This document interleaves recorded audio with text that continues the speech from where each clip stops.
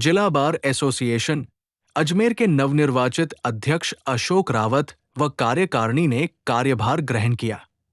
इस अवसर पर नवनिर्वाचित अध्यक्ष अशोक रावत ने कहा कि वो अपने कार्यकाल में अधिवक्ताओं के हितों का ध्यान रखेंगे। अधिवक्ता, अधिकारियों व पुलिस प्रशासन में समन्वय स्थापित करने का प्रयास करेंगे। बताइए भाई साहब, आपने आज निर्वाचित होने के बाद पदभार कर लिया है, क्या कहना चाहते हैं? मैं सबसे पहले तो अजमेर बार जिला एसोसिएशन के जो हमारे सम्मानित वरिष्ठ अधिवक्तागण और मेरे जो साथी अधिवक्तागण, आप सबका बहुत बहुत तहे दिल से आभार व्यक्त करता हूं कि जिस प्रकार से अजमेर बार का जो गौरवपूर्ण इतिहास रहा है, अजमेर बार बहुत ही प्रतिष्ठित बार है और उसका अध्यक्ष और कार्यकारिणी बनने का जो सौभाग्य आपने दिया, वो अपने आप में एक सम्मान की बात है। मैं अजमेर बार का सम्मान कभी कम नहीं होने दूंगा। अजमेर बार का सम्मान निरंतर आगे बढ़े, क्योंकि जिस प्रकार से अजमेर बार में हाई कोर्ट और सुप्रीम कोर्ट के जजेस दिए हैं और अजमेर बार में यहाँ जो हमारे जजेस लगते हैं वो भी अपने आप पे घर महसूस करते हैं, तो मैं हमारे अधिवक्ताओं के वेलफेयर के लिए, अधिवक्ताओं के हितों के लिए संघर्ष करूंगा और सम्मान में कभी कोई कमी नहीं आने दूंगा।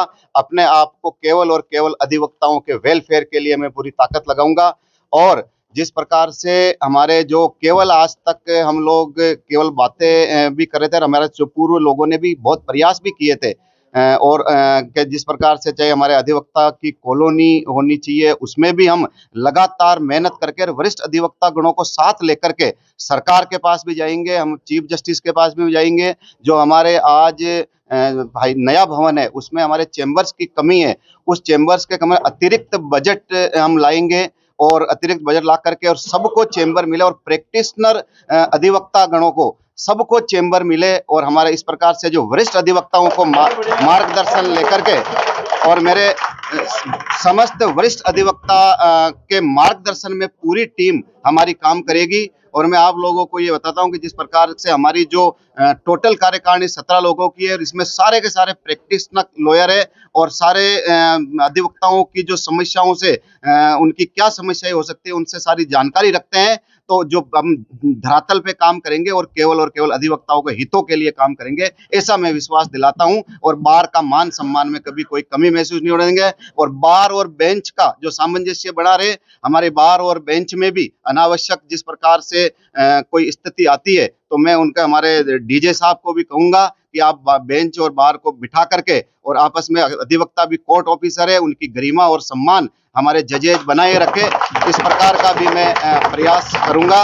और मैं जिस प्रकार से पुलिस प्रशासन और जिला प्रशासन, इनसे भी मैं आपके माध्यम से कहना चाहता हूं कि आप भी हमारे जो भी अधिवक्ता भाई लोग हैं उनकी किसी प्रकार का अनावश्यक टकराव की स्थिति नहीं करें। अधिवक्ताओं के सम्मान में किसी प्रकार का समझौता हम बर्दाश्त नहीं करेंगे, ऐसा मैं आपको विश्वास दिलाता हूं।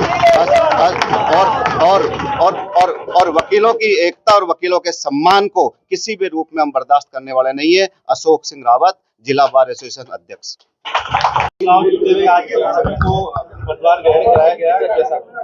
नवनिर्वाचित अध्यक्ष जिला बार एसोसिएशन अशोक जी रावत और सेक्रेटरी दीपक गुप्ता जी का बहुत बहुत बधाई, शुभकामनाएं। इनकी टीम को बहुत बहुत बधाई, शुभकामनाएं।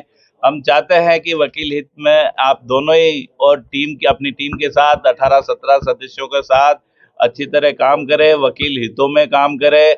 और सामने जो नया भवन बन रहा है उसमें चेंबर्स की कुछ कमी है, प्राथमिकता उस बात को देकर प्रत्येक वकील चेंबर में बैठे और उसके लिए आपको निरंतर प्रयास करने पड़ेंगे। और प्रयास निश्चित तौर पे अशोक जी बहुत एक्टिव वर्कर है और राजनीति क्षेत्र में भी अपना प्रभाव रखते हैं, तो मैं निश्चित तौर पे आशा करता हूं कि आप अच्छा सा बजट लाएंगे। ये चेंबर्स जो अधूरे पड़े हैं हमारे 5 मंजिला चेंबर्स कंप्लीट होंगे तो निश्चित तौर पे वकीलों के बैठने के भविष्य में बहुत अच्छी सुविधाएं हो जाएगी।